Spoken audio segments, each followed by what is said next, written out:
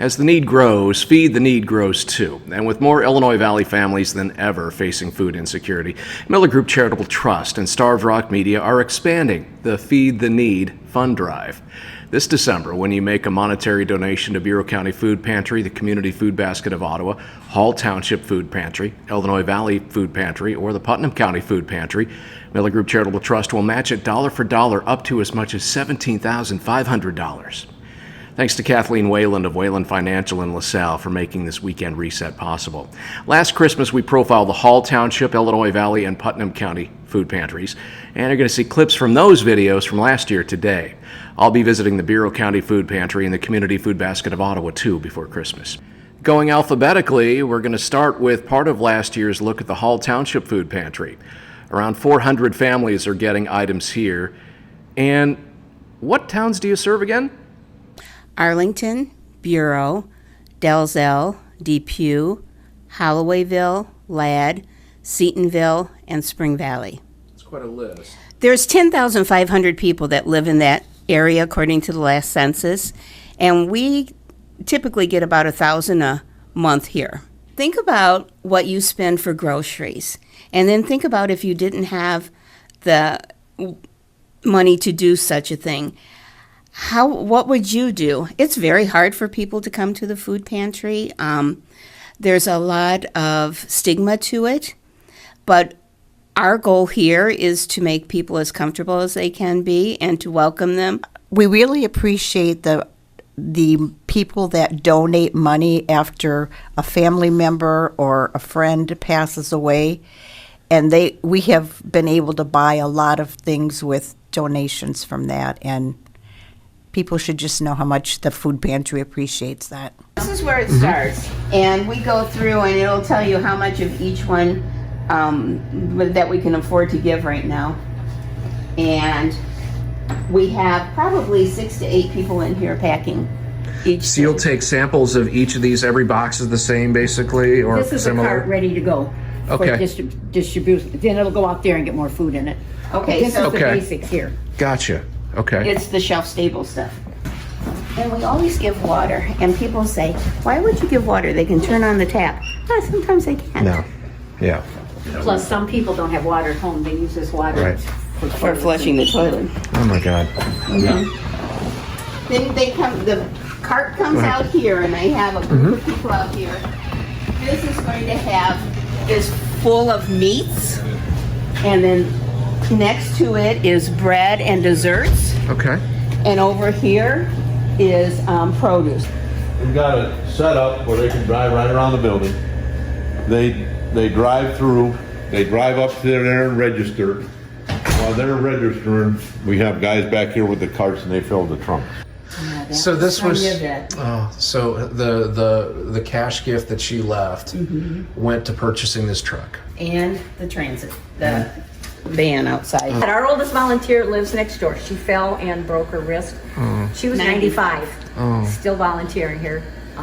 That pretty little home over here. Yeah, it's a neat little Norma home. Mother. And we Yeah. have a lot of volunteers. They have to be in high school, but a lot of the high school students do come over and help us. We're very happy for that because most of us are older. Yeah. The electricians have apprentices and they need service hours just like the high school Just kids. like schools. And they come and they like at our mobile pantries, they're here and they're a great help because you got young, strong young men Yep. and women, and they're very good. Eager to help. Yeah, they're eager to help. Illinois Valley Food Pantry is serving more than 5,500 families, and as we found out last year when we did this video that you're about to see, they can get very creative storing food in a relatively small space. Mary Jo Crady took me through. We serve roughly about 600 families a month, and that number is increasing. We serve about 11 different towns. We have many food pantries in different areas that serve different specific locations, and we serve LaSalle, Peru, Tonka, Oglesby, Utica, Winona, Lawston, Lowell. We just picked up Earlville because they lost their food pantry. I'm not sure I got all of them, But it's a wide area. yes, it is a very wide area that we serve. we have had a 55% increase of new family signups, and the families are larger. They are families of 5+ and even have at least a minimum of 2 people working in the family. What we need is year-round help. We love it. It's wonderful when people help and really give during the holidays, but we are a year-round organization. We help our families year-round. And actually, monetary is the best way to go because we can stretch that dollar further than the average individual going to the grocery store. We distribute food to our families in need 3 times a week, Mondays and Fridays, 9 a.m. to noon, and Wednesdays, 3 p.m. to 6 p.m. And we are curbside service. We have all these supplies lined up. We set up boxes, and we have a list of things that would go in each box, depending on the size of the family. If there's a large family, so much more will go into it. Small, medium, large, and extra large.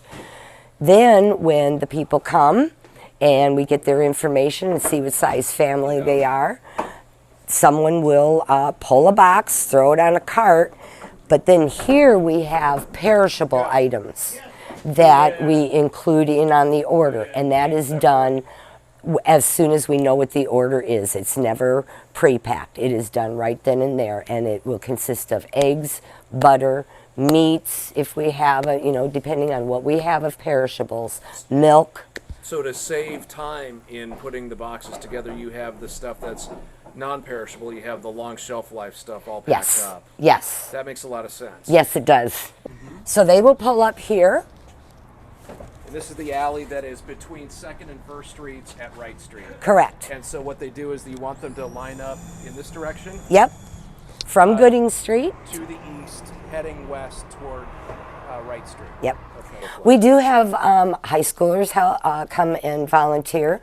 We do have churches. We have college students. We have retired people.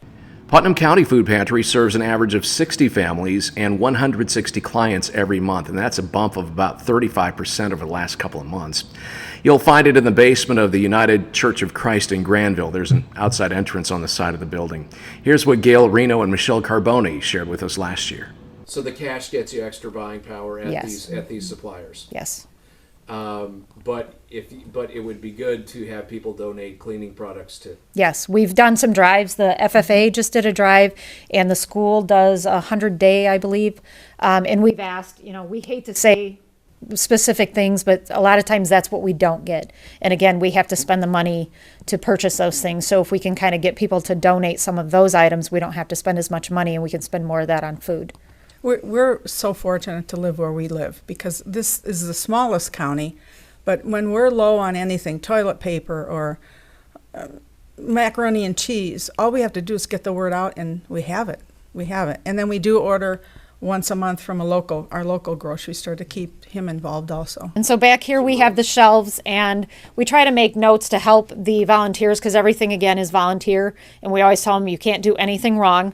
So right now you can see the shelves are pretty stocked, but not, we're a little bit bare here. We have cereal and canned chicken. We always have mac and cheese and spaghetti.